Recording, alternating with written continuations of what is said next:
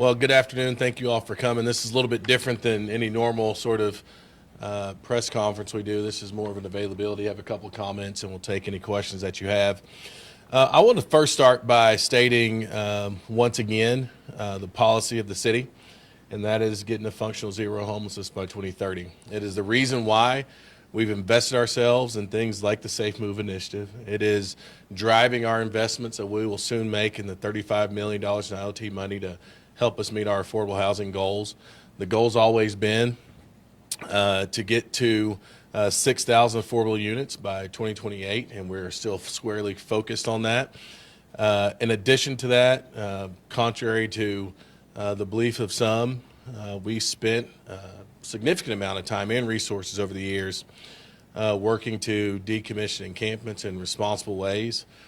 So far, the city, actually, in just the last year, check before I came in, has removed over 1 million pounds of debris and trash and those types of things, while at the same time making sure that the individuals who were in those encampments are connected to housing and on their way to a better life. There are responsible ways to do the things that Kevin said has talked about, and we've been doing those things both in this administration and in the administration previously. And it's exactly what every community that really wants to address this issue from a root cause standpoint and an aggressive standpoint, that's how everybody does it. I'll also just state really clearly, going way back to the executive order that I signed back in March, the goal has always been to increase shelter capacity so we can make sure we can responsibly get people off of the streets. The goal has always been invest in ourselves in affordable housing. The goal has always been to decommission encampments and make sure we are mitigating evictions. We are top 10 in the country in evictions, the last I checked, I believe. And until we get a handle on that, we're going to continue to go in the wrong direction. Want to just also obviously mention what kind of the events over the last several days. A couple things I'll say about that. I did have a conversation with the governor a couple weeks ago. In that conversation, I asked the governor to support us in a couple different ways. One of those ways was to help support us in finding places for people to go. The other was to really talk about ways the state could invest in our city and in Oklahoma City and every city across the state that's feeling the effects of homelessness. Tulsa is not the only city. Tulsa is the only target. Tulsa is not the only city that's feeling the effects of homelessness, which is the reason why we have such a comprehensive way in which we're working to meet this challenge. What I got from the governor was maybe somewhat in the well wishes, and then I got a press release about the Highway Patrol coming in to clean out encampments. And a couple things that I've heard from providers. I was just at the Day Center earlier today. I'll actually be meeting with providers on Wednesday here in the mayor's office. But what I heard is a lot of the things that were promised are not necessarily the case. What I heard was folks have been given 24 hours notice. That is not the case. What I heard is that OHP was going to transport people to find the service they're looking for. That is not the case.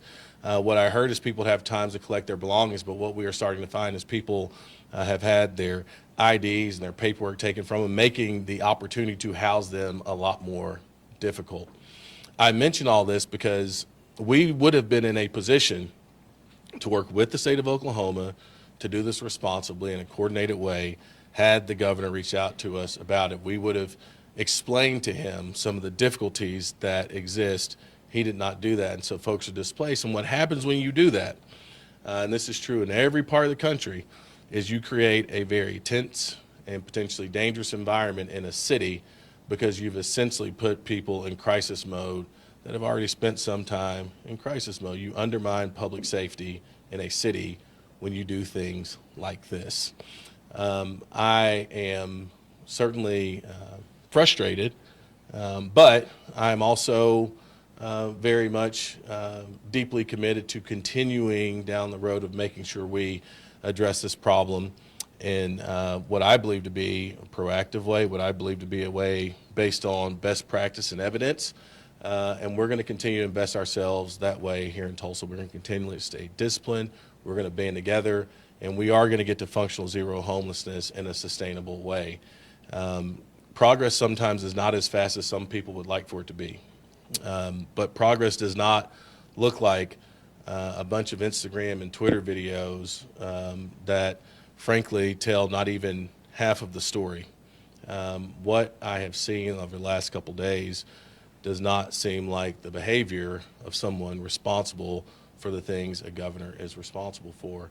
And so if nothing else, I hope that maybe the governor will listen to some of the stories, understand the impact, maybe actually, understand how this issue is impacting other communities. And so Tulsa's not just a target, but Tulsa's part of a broader solution. I guarantee you, if anybody in this room were to reach out to someone who's an expert in the field and they asked, what should cities be doing to end homelessness in their community, you are going to hear they ought to be doing things like the Safe Move Initiative. You will hear that if you're going to decommission campus, this is the way that you do it. You do it the way that we've done it with our law enforcement community, with the fire department, with mental health providers, with housing solutions, with folks who are actually going to be there to ensure that people can get to places to improve their lives. That's how we do it here. That's different than maybe how it's thought about in the state of Oklahoma. And I will just say, there's been a lot of folks that have asked me about the political side of this, the partisan side of this. And one thing I'll double down on is that you don't just have to ask me. I saw comments from Sheriff Regalado, who's Republican. He said you can't incarcerate your way out of this problem. I've talked to a number of my former colleagues in the legislature who all agree. If you go back and look what states like Utah have done, Republican governor, Republican legislature invested $66 million into homelessness because they understand that root causes matter. Not for nothing, the Tulsa Chamber will be going to Salt Lake City to see how Salt Lake City has had so much success. One of the things they will learn is they met the moment on this issue with resources, with best practices that address root cause issues. And for those reasons, a community of business leaders from Tulsa will be going to Utah to understand how do you get there on this issue and so many others. With that, I'm happy to take any questions anybody has. I'm sure maybe there's a couple. Has the governor's office reached out to you since Operation Safe began? And are they No, they have not. And I know for sure the governor has my cell phone number. The governor just told Fox 23 that the mayor's housing plan cannot keep up with the inflow of homeless people coming into Tulsa. Do you believe homelessness has gotten worse because people are said to be busing those who are experiencing homelessness into the city? So I'll tell you, the year before I got elected, homelessness grew by 23% in Tulsa.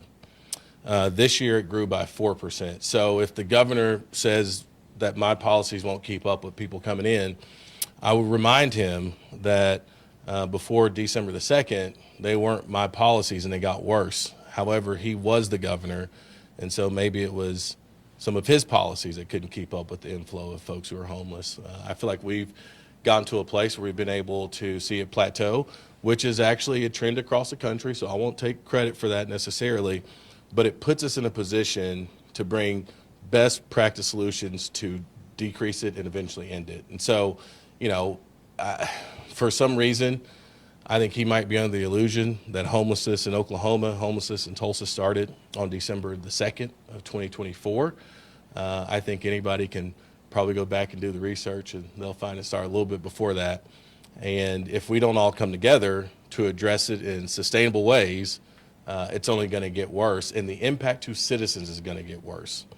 And so that's what we're really focused on right now. So, the governor saying my policies won't keep up, it's not actually backed up in the facts and the numbers. But this is all about taking accountability.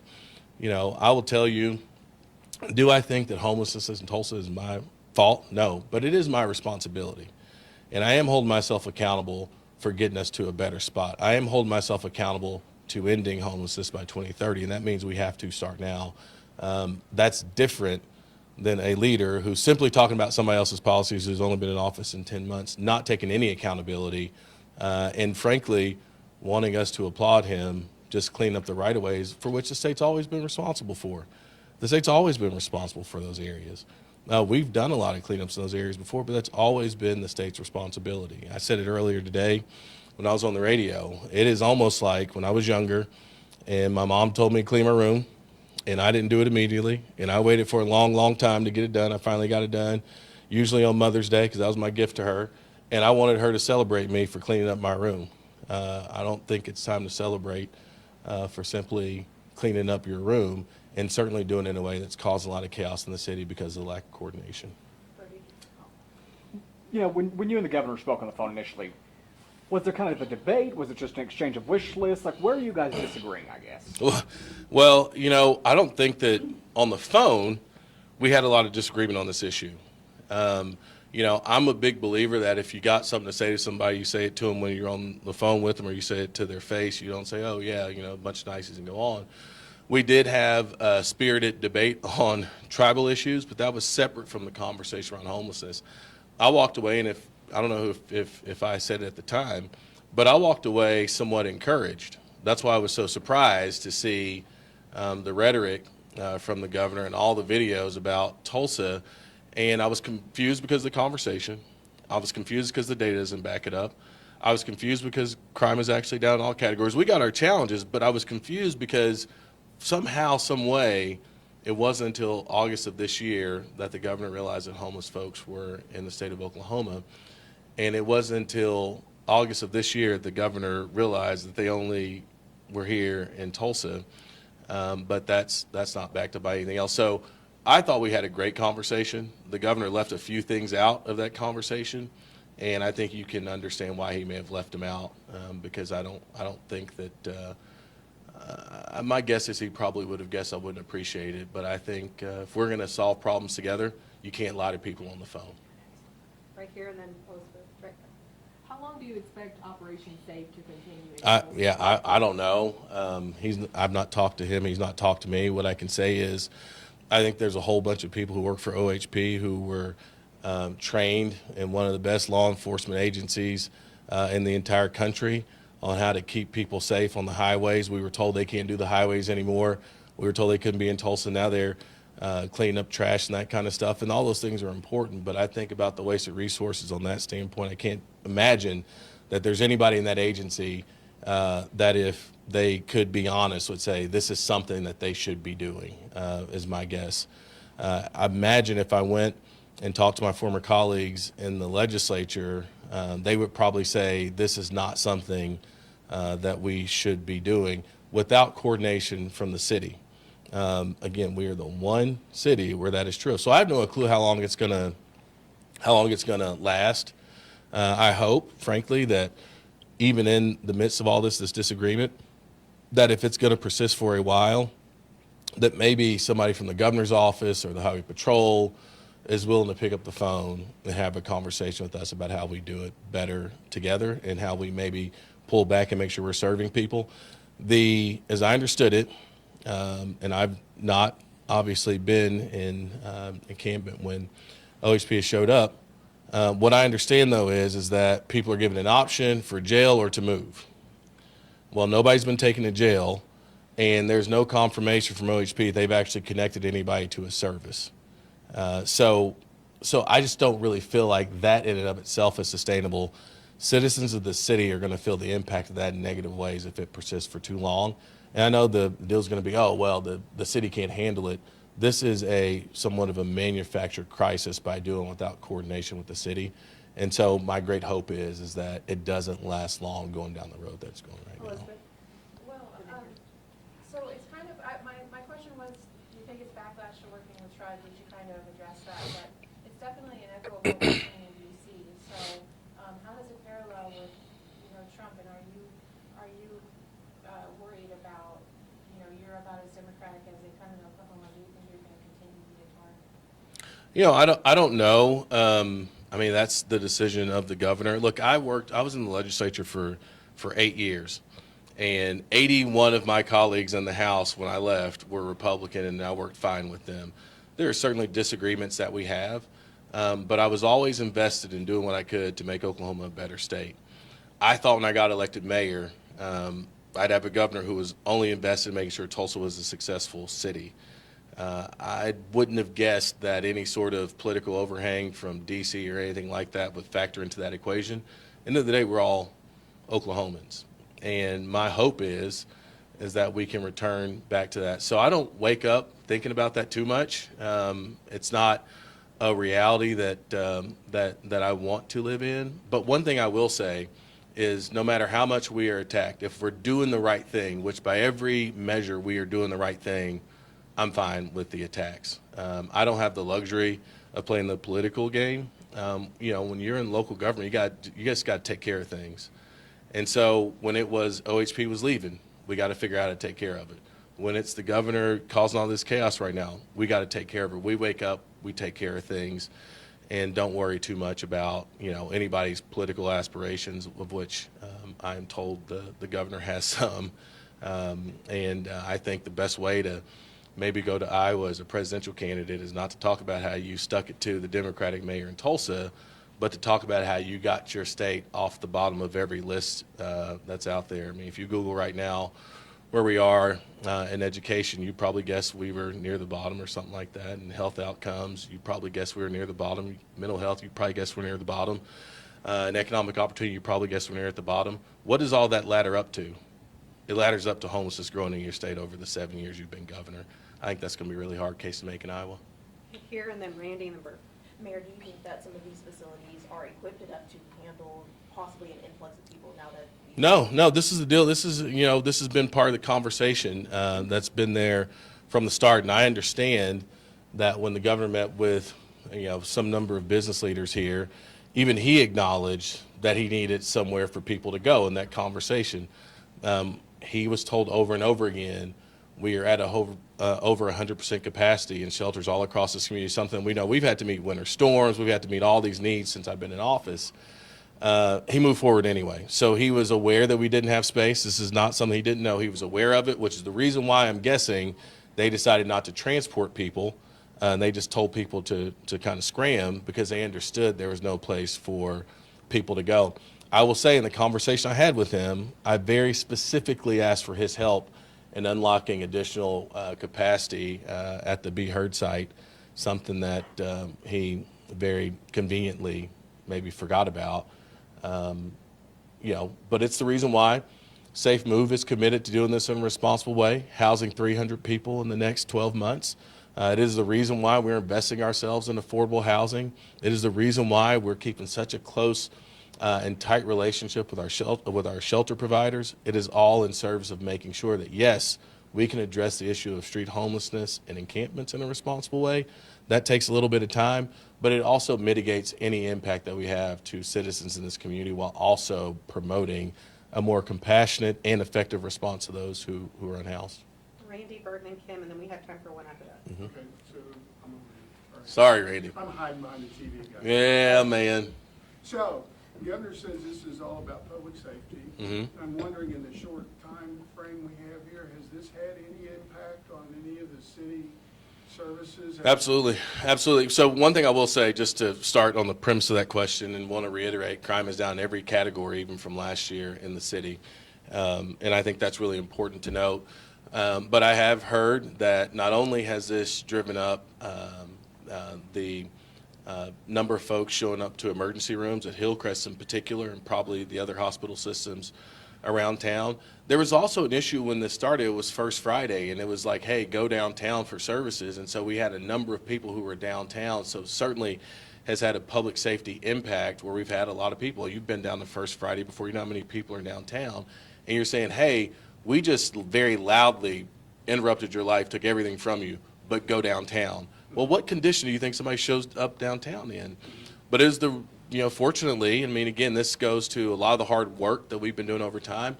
Our second ART team had been stood up, and we're downtown to help address some of those issues. I think it goes to what I said before. We understand that certain people are going to play politics with different things, but if we continue to do the things that we've been invested in, we can continue to meet the need. But it is having a dramatic impact on public safety. I mean, if you imagine where some folks were maybe in encampments that were kind of off the beaten path in some ways and that kind of stuff, to have that interrupted and told, hey, how about you go into the economic center of the city to get served? Well, that's going to have a significant impact because people are in crisis mode. It's almost the same as if your house burned down and somebody just said, well, go walk down the street and figure it out. I mean, that's kind of what has happened, and word's getting around. The other thing that's really tough from a public safety standpoint is there is some undermining of the relationship that a lot of folks around house have been able to develop with law enforcement, seeing law enforcement as a place of help and support, because TPD and the fire department have been hand in hand and shoulder to shoulder with service providers for folks who have not really committed any crime, but folks we want to get to a better situation. This has not helped that either. And the fact that nobody has gone to jail to this point, I think suggests that there hasn't been a whole bunch of hardened criminals that have had their lives turned upside down. But folks who, because this is a problem all across the country, it's certainly a problem here, folks who just are having a hard time getting by, it's going to have a dramatic impact on public safety. But we stand ready to meet the need. Bird, Kim, and then Nehemiah, and that's it. Mac Haltom of the Day Center said he thinks Operation Safe is simply going to shift people from the highway embankment That's right. to downtown, to private properties. Is that what you're seeing? Where are these people going? And do you have an idea of how many people have been displaced? I don't know how many people have been displaced. When I talk about the lack of coordination, it also means that we don't know where they're going. When I say them, where's OHP going to, break up an encampment? So I have no idea on numbers. It's kind of hard to serve some of those folks once they've had that happen. People are losing IDs and paperwork and all that kind of stuff. And so, naturally, it's going to force people into the core of the city for a lot of reasons. That's where a lot of the services are: Iron Gate, Day Center, Salvation Army, John 3:16, all downtown. But also, if you are kind of looking for places where you might ask people for help or support, you're probably going to go where people are. So we did have an uptick in folks downtown who wouldn't have normally really been down there. We have seen an uptick in people kind of going to shelters to seek out things, but capacity is capacity, man. So showing up to a shelter to ask for help, is just asking for help, man. It may or may not be there for you. And I think this is a good opportunity, though, just to show my appreciation for those folks who are at the Day Center, who are at these organizations, who have really worked hard to try to meet a need that they, frankly, cannot meet right now, just because of capacity issues and so on and so forth. And so I do think that Tulsans can maybe brace themselves a little bit for maybe a wave of difficulty of folks who are in crisis mode, who might show up in places where they didn't normally show up at levels that they maybe shouldn't have. But to be clear, this is kind of a manufactured crisis, and again, we're gonna meet the need as best we can. But you nailed it. You can guess where people are gonna go if you tear up their stuff and all that kind of stuff. They're gonna follow the lights and the action, and that's gonna have an impact. Can you look forward just a few weeks, few months, of long-term plan, but what do you have as far as more immediate actions? What do you and roll out of your plan as far as? Well, I mean, I think immediate actions are things we've already been doing. I mentioned we have already. I think there was even a story on one of the news stations on our teams that go out all the time, are going to help decommission campus, connect people to housing. That's happening all the time. The alternative response teams are out all the time. We are working every day to connect people to housing, get people the services that they need. One of the challenging things about this, though, is it does take some of that capacity. It even puts the system in kind of crisis mode. So we've had a lot of conversations in the last several days about making sure that we're disciplined and doing the things that we know we have to do to get people onto a better spot. I mentioned the numbers: a 23% increase before I got here, a 4% increase in the current year. We have an opportunity to drive it down dramatically now because we're taking more directed action. And so for me, it's continuing to do that. The $6 million in the system is going to help. So once that is fully implemented, you'll start to see, the goal was 9-12 months, 300 people off the streets. That is still the goal. If you think about our homeless population, you got 1,500 that are homeless overall. what's the number, 500 that are sleeping out on the streets that are unsheltered. We have a big opportunity to drive down those numbers significantly. And I think it should be noted by everybody that the governor didn't do this before we announced Safe Move. He did it after we announced Safe Move. So just as we got to the point where we made the investments, that the mayor's office, the city council, service providers all work together to get 300 people off the streets, I create chaos. Didn't do it in the last administration. And you say, well, it wasn't as bad then. I just told you numbers grew a whole bunch more in the last administration, not necessarily out of anybody's fault, but just the data would have suggested that if you were to think about dramatic action, a better time to do it would have been any other year in the governor's administration, but he chose this one. And he chose it as we are beginning to do what I believe is going to be our gargantuan effort to get folks off the streets in the best way possible. Last question with Nehemiah, and then final thoughts for you, Mayor. Yes, so what contingency plan exists if the governor continues to interfere with Project Safe? Yeah, I mean, I don't think there's a contingency. I think we got to continue to stay very focused on what we're doing. There's people's lives are on the line, and I think for us, the contingency has been a strong plan that gets people off the streets. What's difficult now is I think there's been one or two of the encampments, I'll have Emily check me later, where we had people who were connected to housing, and now we can't find them anymore. So what's going to be harder right now is the people that we've made these connections with, who we are ready to get them to a better situation that we can't find anymore. That's going to be really difficult for us. But we're going to effort it. I think there's some amazing service providers that are out there. I'm really proud of our team here in the mayor's office. I'm really proud of the partnership with the city council and all of our city employees. We're going to have to really band together with this community to get us where we need to be.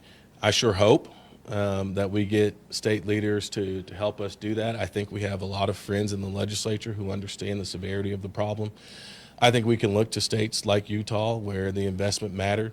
I think right now the state's sitting on several $billions where this is a drop in the bucket to address it in a way. Like, we really actually could end homelessness in Oklahoma if the state of Oklahoma decided to do so. Usually that's championed by a governor, but I certainly plan to appeal to my friends in the legislature who I think maybe have a little more reasonable set of viewpoints on how we get to a better spot. And I look forward to working with them to get us there. Any final thoughts? I think the last thing I'll say, if you know of somebody or you encounter somebody who in particularly has lost IDs and paperwork, they can get support around that at the day center. I just stopped by the day center today to donate some clothes, and I say that because there's going to be a greater need. People lost a lot of stuff. I know there's a big need for men's clothing in particular. I imagine it's clothing across the board. I had the great opportunity of cleaning out my closet yesterday. I say cleaning out, I was really just putting stuff in trash bags, giving it away, and I felt like I was cleaning, but I probably was just making sure. But these are things that we can all do, small things for sure, but impactful things. And I think the other thing about it is, I think what I want everybody to know is, while this definitely is a distraction for this community, it's not fair to Tulsans that, you have a governor of the state that is trying to tell everybody across the country that we are the worst place to be because of the issue of homelessness. I want everybody in Tulsa to know that the data does, not back that up, that I continue to believe that this is the best city in the country to do just about anything. Crime is down, outside investment is up, and we are meeting our challenges head on.